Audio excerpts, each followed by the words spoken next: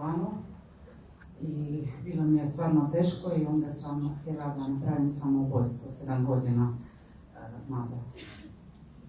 Onda su mi, dijagnoza mi je bila šizofrenija, najviša možna oblika depresije, panični napadi, anksioznost, ne znam svašta je još je bilo, puno dijagnoza. Ja sam rekla, tako kao što ti kažeš, prognoza je odvisna od mene. Ja sam skrenula sa svog puta, sad moram da se nađem. To ne ide preko noći, ali jedne noći se nešto desi da je bolje. I onda sam prije, 4 godina počela slušati tebe i kad te slušam, sve ide gore. I tako da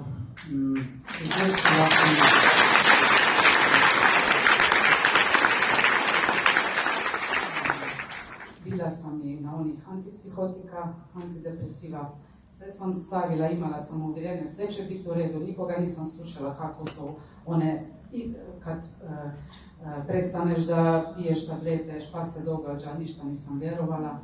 I tako korak po korak, mic po mic, sa raznim ljudima, sa terapijama, sa to, zašto se mi to desilo.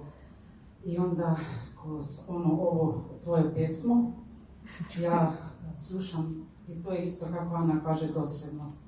To, ako ko zna, ti znaš koliko sam mogla truda ovo uložiti, da sam danas ovdje gdje sam.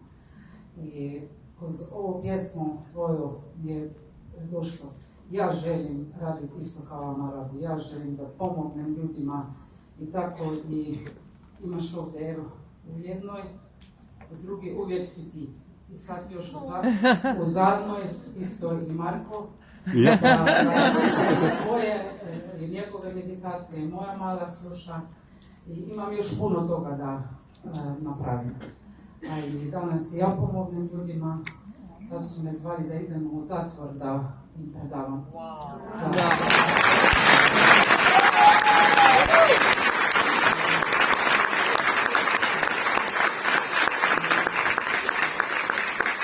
Puno toga, 90% radim besplatno i sva predavanja po Sloveniji imam besplatno. Isto ovo zatvor su rekli, nemamo novca, sam rekla, ako riješim jedan život, to je to. Ja sam sretna, ne uvijek, ali kad nisam, znam da si pomognem zbog tebe.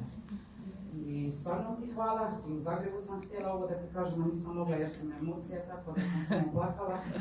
A danas je išlo.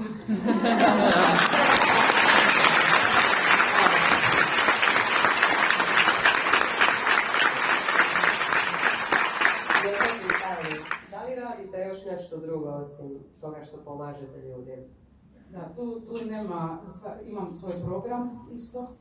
Da li imate primanja?